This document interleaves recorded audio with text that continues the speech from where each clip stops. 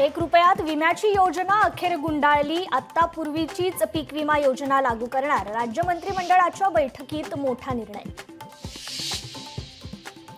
मराठा आंदोलक मनोज जरांगेंचा पुन्हा एल्गार। मराठा आरक्षणासाठी आंदोलनाची पुढील दिशा ठरणार। सकाळी 11 वाजता अंतरवाली सराटीत जरांगेंची पत्रकार परिषद।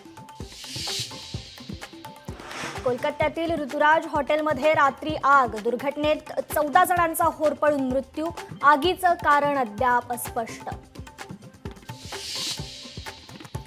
सीमेवर पाकिस्तानच्या कुरापती सुरूच। नियंत्रण रेषेवर पाकिस्तानकडून पुन्हा गोळीबार। नौशेरा, सुंदरबनी, अखनूर सेक्टरमध्ये गोळीबार। मोदींनी सैन्याला फ्री हँड देताच पाकिस्तानची उडाली झोप। भारत 24 ते 36 तासात हल्ला करेल। पाकिस्तानचे माहिती प्रसारण मंत्री तरार यांचा सोशल मीडियावर पोस्ट करत दावा।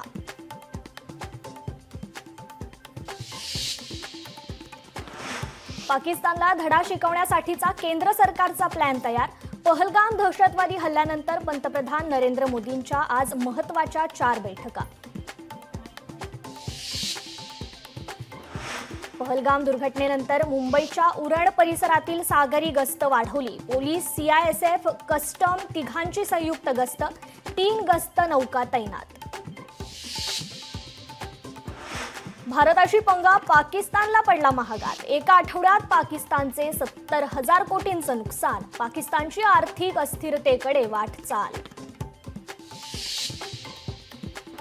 मुंबईचे पोलीस आयुक्त विवेक फळसणकर आज सेवानिवृत्त होणार। सदानंद दाते, देवेन भारती, संजय कुमार वर्मा, रितेश कुमार आणि अर्चना त्यागींची नावं आयुक्तपदासाठी चर्चेत। पुणेकरांना वाहतूक कोंडीतून दिलासा मिळणार। सिंहगड रोड उड्डाणपुलावरून वाहतूक सुरू होणार। 1 मे रोजी अजित पवार करणार पुलाचं उद्घाटन।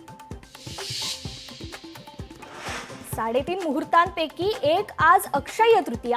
अक्षय तृतीयेनिमित्त सोनं, घर आणि गाडी खरेदी करता नागरिकांची पसंती।